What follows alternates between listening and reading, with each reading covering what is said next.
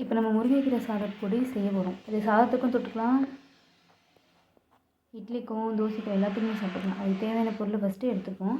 ஒரு 5 பல் பூண்டு, ஒரு சின்ன நெல்லிக்காய் சைஸு புளி, ஒரு 10 வரமிளகாய் எடுத்துருக்கேன். ஏன் இவ்வளோ மிளகா எடுக்கிறோன்னா அப்போ தான் நமக்கு அந்த காரத்துலேருந்து எல்லாமே கரெக்டாக இருக்கும்.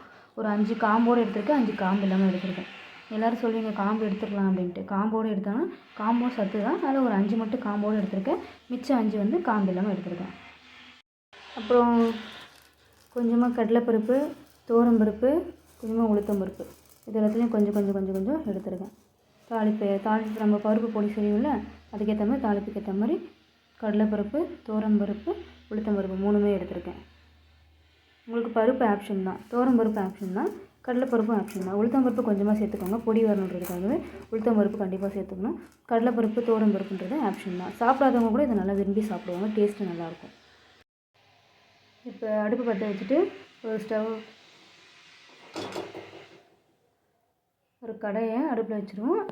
அடுப்பு சிம்மிலே தான் இருக்கணும், ஃபுல்லாக சிம்மில் தான் இருக்கணும். அப்போ தான் வந்து ரொம்ப வறுத்து ஆகாமல் தீயாமல் இருக்கும், நல்லாவும் இருக்கும். தீஞ்சிச்சுன்னா டேஸ்ட்டே மாறும், நல்லா இருக்காது. அதனால் நீங்கள் எப்போவுமே சிம்மிலே வச்சுருங்க.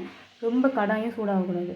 கடாயை லைட்டாக இதுவானதுன்னு நம்ம கை வச்சு தான் சூடாக இருக்காமல் இருந்துச்சுன்னா ஃபஸ்ட்டு நீங்கள் பருப்பு எல்லாத்தையும் போட்டு வறுத்து எடுத்துக்கோங்க. நீங்கள் தனித்தனியாகவும் போடலாம், இல்லைனா மிக்ஸ்டாகவும் போடலாம். நான் மிக்ஸ்டாக போட்டு வறுத்து எடுத்துக்கிறேன்.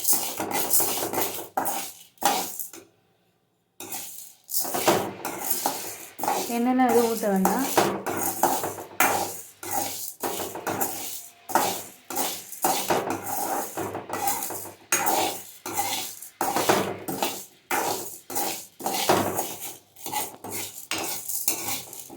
நல்லா கலரி விட்டுட்டே இருங்க, ஏன்னா ரொம்ப அடி பிடிச்சிடும். நம்ம சிம்பிள் தான் வச்சுருக்கோன்ட்டு விட்டுறாதீங்க, லைட்டாக கலரி விட்டுட்டே இருங்க. அப்போ தான் அந்த ஹீட்டுக்கு நல்லா வந்து வறுக்கும்.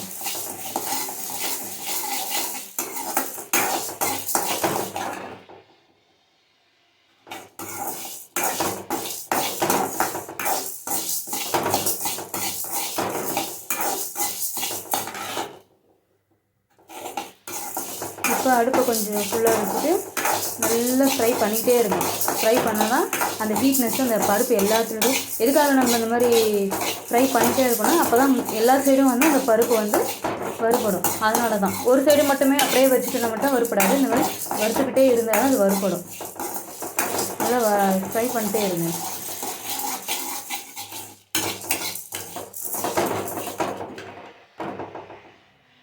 ஒரு செகண்ட் விடுங்க, அதுக்கு மேலே விடாதீங்க, ஏன்னா தீர்ந்துடும். அதுக்காக தான் டேஸ்ட்டு மாறிடக்கூடாது, தீயவே கூடாது. பொன்னிறமாக நல்லா வறுத்து எடுத்துக்கோங்க. பருப்பு பாருங்கள், வறுப்பு போச்சு. அப்புறம் லைட்டாக 1 2 செஞ்சுச்சு, அது ஒன்றும் பிரச்சனை இல்லை. 1 2 தான் ஒன்றும் பிரச்சனை இல்லை. இப்போது நல்லா வறுப்பட்டுச்சா, அதுதான். இதை வந்து இப்போ இறக்கி வச்சிடணும், இறக்கிட்டு ஆற வச்சிடணும். இறக்கிடலாமா? இதை வந்து கொட்டி வச்சு அவ்வளோதான். இதிலெல்லாம் பரப்பி விட்டுருணும். பரப்பி விட்டிங்கன்னா அது நல்லா ஆறும். பரப்பிட்டாச்சா? நெக்ஸ்ட்டு அதே கடாயில் நம்ம இப்போது கொஞ்சமாக அந்த ஒரு 5 பல் எடுத்துருக்க அந்த பூண்டு மட்டும் 5 பல் எடுத்து லைட்டாக அப்படியே போடணும். அதே லைட்டாக இந்த சூடு போகிறதுக்காக. இதில் ஆல்ரெடி நீல் சத்து இருக்கும், அதனால் அது எப்படி இருந்தாலும் நம்மளுக்கு ஃப்ரை ஆகணும். அதனால் அது நல்லா ஒரு 5 பல் பூண்டு போட்டுட்டு அந்த சூட்லேயே இருக்கட்டும். நெக்ஸ்ட்டு நம்ம எடுத்து வச்சோம்ல அந்த 10 வரமிளகாய், அதை அப்படியே போட்டுக்க வேண்டியது தான். நீங்கள் காம்பு எடுத்துட்டும் போடலாம், எடுக்காமையும் போடலாம், அது உங்களோட ஆப்ஷன் தான். அது ஸ்ட்ரென்த்து, அதனால தான் நான் அந்த காம்போடவே போடுறேன். அதுவும் ஒரு 5 தான் போட்டிருக்கேன், 5 அப்படியே தான் போட்டிருக்கேன். அந்த சூட்டிலே வந்து நல்லா ஃப்ரை பண்ணி எடுத்துக்கோங்க, அப்போ தான் வந்து நல்லாயிருக்கும். கொஞ்சம் கேர்ஃபுல்லாக ஹேண்டில் பண்ணுங்கள், சூடாக இருக்கிறதுனால பார்த்து கேர்ஃபுல்லாக ஹேண்டில் பண்ணணும்.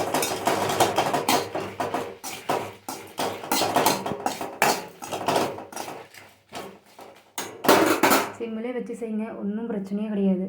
சிம்மில் வச்சு செஞ்சாலே போதும், ஓகேவா? விட்டுட்டு நல்லா ஃப்ரை பண்ணிவிடுங்க. அப்போ தான் வந்து நல்லா வறுபடும், அதே நேரத்தில் நல்லாவும் இருக்கும்.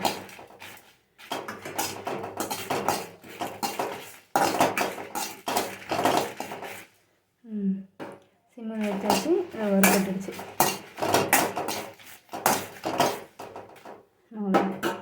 மிளகா வந்து லைட்டாக கலர் மாறினாலே இறக்கிட வேண்டியது தான். மிளகா நெடி வரும், அதனால் கொஞ்சம் கேர்ஃபுல்லாக இருங்க. குழந்தைங்களாம் இருந்தாங்கன்னா பக்கத்தில் வச்சுட்டு செய்யாதீங்க. எந்த ஒரு விஷயத்தையுமே வறுக்கிற எந்த ஒரு விஷயத்தையுமே வந்து வறுக்கிறது பொரிக்கிறது எதுவும் இருந்தாலும் குழந்தைங்கள பக்கத்தில் வச்சுட்டு செய்யாதீங்க. அந்த குழந்தைங்களுக்கு எதுவும் தெரியாது, டக்குன்னு கையை வச்சாலும் வச்சிடும். அதனால் நம்ம கேர்ஃபுல்லாக இருக்கணும், நம்மளும் கேர்ஃபுல்லாக இருக்கணும் அதே நேரத்தில். அவ்வளோதான். இப்போ இதை இறக்கிட வேண்டியது தான்.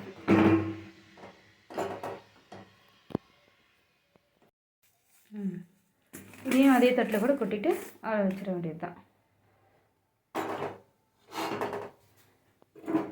அவ்வளோதான், கொட்டியாச்சு. இதை இப்போ ஆற வைக்க வேண்டியது தான். அடுத்து நம்ம முருங்கைக்கீரையை ரெடி பண்ணிக்க வேண்டியது தான். முருங்கைக்கீரை என்ன பண்ணணும்னா, காம்பில்லாம் முருங்கைக்கீரை எல்லாத்தையும் நல்லா கிள்ளிட்டு தண்ணி போட்டு அலசிட்டு நல்லா வெயிலில் ஒரு 2 நாள் காய வைக்கணும். வெயிலில் காய வச்சு எடுத்து வச்சுட்டுனா இந்த மொறுன்னு இந்த மாதிரி வந்துடும். மொறுன்னு வந்துடுச்சு பாருங்கள். இதேமாதிரி நீங்கள் கருவேப்பிலையும் ட்ரை பண்ணலாம், தூதுவளை அந்த மாதிரி எல்லாமே நீங்கள் ட்ரை பண்ணலாம். முருங்கைக்கீரைன்றது ரொம்ப ஸ்பெஷலான கீரை.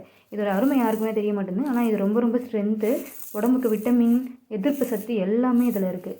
நீங்கள் எவ்வளோக்கு எவ்வளோ முருங்கைக்கீரை சாப்பிட்றீங்களோ அவ்வளோ நல்லது. பாருங்கள் எந்த அளவுக்கு பொரிஞ்சு எந்த அளவுக்கு பொடிசாக இருக்குது பாருங்கள், கையிலேன்னு படுப்படுது பாருங்கள். இப்போ இதை ஒரு தடவை லைட்டாக அந்த கடாய் இறக்கணும் இல்லை, அந்த கடாயிலே அடுப்பே இல்லாமல் கூட நம்ம லைட்டாக எடுத்துக்கலாம். பட் நம்ம லைட்டாக நிறைய எடுத்துக்கிறதுனால நம்ம வந்து அடுப்பில் போட்டு ஒரு தடவை வதக்கி எடுத்துக்க வேண்டியது தான். எடுத்துக்கலாமா? அவ்வளோதாங்க. அடுப்பில் நான் சிம்மில் தான் வச்சுருக்கேன். சிம்மில் வச்சு நீங்கள் செய்யுங்க. இதை செஞ்சு ஃபுல்லாக வச்சுருந்தீங்க ரொம்ப ஒரு மாதிரி ஆகிடும். பாருங்கள் சூடாகுதா, நல்லா சூடாகட்டும். அதனால கொஞ்சம் தெரிக்கும், கொஞ்சம் பார்த்துக்கோங்க. ஏன்னா இது வந்து நல்லா காஞ்சிருக்குங்க. சின்ன கடாயை வச்சுட்டேன், நீங்கள் பெரிய கடாயை வச்சு செய்யுங்க. எல்லாருக்குமே நான் சொல்கிற ஒரு விஷயம் இதுதான். இந்த ஹீட்னஸ் இருந்தாலே போதும். ஜஸ்ட் அந்த ஹீட்னஸ் இருந்துச்சுன்னா அது இந்த இதெல்லாம் போயிடும். அதுக்காக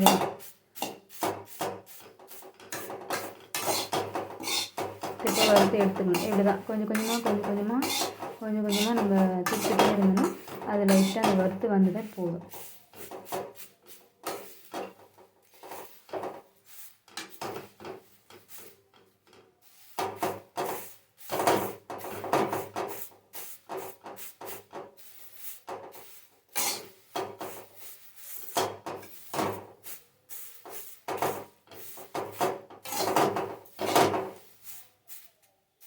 அப்படியே சும்மா கலந்துட்டே இருக்க வேண்டியது தான்.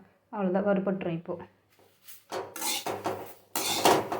பாருங்க, முன்ன போட்டதோட அளவு கொஞ்சம் சின்னதாக இருக்க மாதிரி இருக்குது, தெரியுதுங்களா? இப்போ முருங்கை பொடியை நம்ம வறுத்து எடுத்துட்டோம். இப்போ நம்ம இதை ஆற வைக்க வேண்டியது தான்.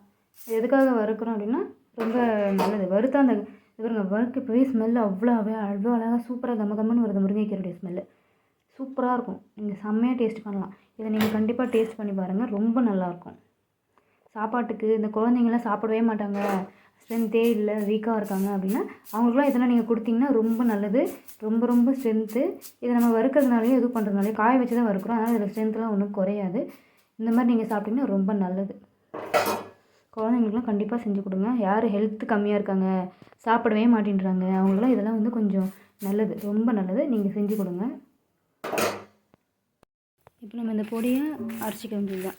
நீங்கள் முருங்கைக்கீரையும் தனியாக அரைச்சிக்கிட்டு மிக்ஸ் பண்ணிக்கலாம், இல்லை இதை அரைச்சிட்டு அதோடு சேர்த்து மிக்ஸ் பண்ணிக்கலாம். நான் இப்போ இந்த ஃபஸ்ட்டு இதை பொடியை மட்டும் நல்லா பொடி பண்ணிடுறேன். ஃபஸ்ட்டு நம்ம எடுத்துக்கிட்ட பருப்பும் பூண்டு மட்டும் போட்டு பொடி பண்ணிவிடுவோம்.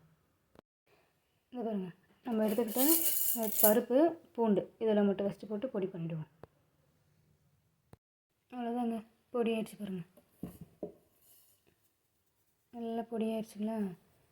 இப்போ நம்ம எடுத்து வச்சுருக்க மிளகாவையும் புளியும் எடுத்துப்போம். புளி எதுக்காக சேர்க்குறோன்னா அப்போ தான் இந்த பொடி வந்து கெட்டு போகாது, நல்லா சாப்பிட முடியும். ஒரு 1 வீக்கில் 1 மந்த்து கூட வச்சு சாப்பிட்லாம். கை வைக்காமல் யூஸ் பண்ணணும், ஸ்பூன் மட்டும்தான் ஹேண்டில் பண்ணணும். அதுக்காக இந்த புளி நம்ம ஒரு சைஸ் எடுத்துக்கிறது. நம்ம ஆட் பண்ணிடலாமா? மிளகாவை உடச்சி ஆட் பண்ணிக்கோங்க. இதுமாரி மிளகா உடச்சி ஆட் பண்ணிங்கன்னா நல்லது. அது டக்குன்னு அடிப்படும், அதனால அரைப்படும். இந்த மாதிரி மிளகாவை வந்து கட் பண்ணி போட்டுக்க வேண்டியது தான். புளியும் நம்ம போட்டாச்சு. புளியை நம்ம போட்டாச்சு. இப்போ நம்ம அரைச்சிக்க வேண்டியது தான். புளி போட்டால் தான் கெட்டு போகாமல் இருக்கும். அதுக்காக தான் புளி போடுறது. நிறைய பேர் புளி பிடிக்காது, இல்லை புளி சாப்பிடக்கூடாது அப்படின்னு நீங்கள் புளி ஆட் பண்ணிக்க வேணாம். பவுட்ரு மட்டும் கொஞ்சமாக அரைச்சிட்டு ஒரு 1 வீக்குள்ளே யூஸ் பண்ணி காலி பண்ணிவிடுங்க. கை வைக்காமல் யூஸ் பண்ணாலே நல்லா தான் இருக்கும். கை வைக்காமல் ஸ்பூன் மட்டும் ஹேண்டில் பண்ணிங்க அப்படின்னா நல்லா தான் இருக்கும். இதுக்கும் நம்ம பொடி போட்டுக்கிட்டோன்னா நல்லா 1 மந்த் வரைக்கும் நல்லாயிருக்கும். அதுக்காக தான் பொடி போடுறது. இங்கே பாருங்கள், நல்லா பொடியாக இருந்துச்சு பாருங்கள். நல்லா நைஸாக கூட நீங்கள் அரைச்சிக்கலாம். அப்போ தான் நல்லாயிருக்கும். இன்னும் நைஸாக அரைச்சிப்போம். அவ்வளோதாங்க, அரைச்சாச்சு. இப்போ இதை ஒரு தட்டில் மாற்றிக்கலாம். ஓகேவா? நம்ம முருங்கைக்கீரை பொடி எடுத்துப்போம். முருங்கைக்கீரையை நல்லா இப்போ நம்ம வறுத்து வச்சிருந்தால அந்த முருங்கைக்கீரையை அதே ஜாரில் போட்டு அரைச்சிக்கலாம். நீங்கள் வேறு ஜாரில் கூட போட்டு நீங்கள் அரைச்சிக்கலாம். நான் மிக்ஸ் பண்ண போகிறேன், அதனால் நான் எப்பவுமே அதே ஜாரில் போட்டு அரைச்சிப்பேன். உங்களுக்கு இல்லை அப்படின்னு நீங்கள் தனியாக கூட இன்னொரு ஜாரில் கூட போட்டு அரைச்சிக்கோங்க. நல்லா பொடி பண்ணி இதை அரைச்சி வச்சுக்க வேண்டியது தான். இங்கே பார்த்தீங்களா, நம்ம எவ்வளோ ஃபுல்லாக போட்டோம், ஆனால் பொடி எவ்வளோ கம்மியாக வந்திருக்கு பாருங்கள். தெரியுதா? எவ்வளோ நைஸாக வந்துச்சு பாருங்கள். சூப்பராக இருக்குங்க. இதான் முருங்கைக்கீரை பொடி. கமன்னு இருக்குங்க. முருங்கைக்கீரை ஸ்மெல்லு சூப்பராக வருதுங்க. இதை நீங்கள் போட்டு சாப்பிட்டிங்கன்னா செம்மையாக இருக்கும். இதனால் நான் ரொம்ப நைஸாக அரைச்சிட்டேன் நான். செம்மையாக இருக்குது. இப்போ நம்ம எடுத்துடலாம் இந்த பொடியை. இது முருங்கைக்கீரை பொடி. இப்போ நம்ம ஆல்ரெடி அரைச்சி வச்சிருந்த பருப்பு பொடியை சேர்த்து இதையும் மிக்ஸ் பண்ணிக்க வேண்டியது. இங்கே பாருங்கள் எவ்வளோ கலர்ஃபுல்லாக இருக்குது பாருங்கள். தெரியுதா? செம்ம கலர்ஃபுல்லாக இருக்குது. சூப்பராக இருக்குல்லங்க. இதை நம்ம மிக்ஸ் பண்ணிக்க வேண்டியது தான். சில பேருக்கு கையில் பிடிக்காது, நீங்கள் வந்து ஸ்பூன் வச்சு கூட மிக்ஸ் பண்ணிக்கோங்க. நான் நல்லா மிக்ஸ் ஆகணுன்றதுக்காக கையில் நான் மிக்ஸ் பண்ணிக்கிறேன். இப்போ இதை சாப்பிட்றதுக்கு அவ்வளோ அருமையாக இருக்கும்.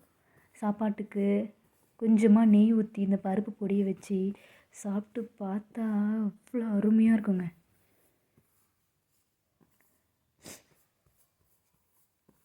இது ரொம்ப ஸ்ட்ரென்த்து. யாரெல்லாம் கீரையே சாப்பிட மாட்டாங்க, யாருக்கெல்லாம் வந்து உடம்புல ரொம்ப வீக்காக இருக்காங்க, விட்டமின் கண்டிப்பாக தேவை, ப்ரெக்னென்ட் லேடிஸு எல்லாருமே இதை சாப்பிட்லாங்க. யாருக்குமாகவும் இது தனியான ப்ரிப்பரேஷன் கிடையாது. இது யார் வேணால் சாப்பிட்லாம். ஸ்ட்ரென்த்து குறைவாக இருக்கிறவங்க, சாப்பிடவே மாட்டேன்னு அடம் பிடிக்கிறவங்களுக்குலாம் இதெல்லாம் கண்டிப்பாக நீங்கள் செஞ்சு கொடுங்க.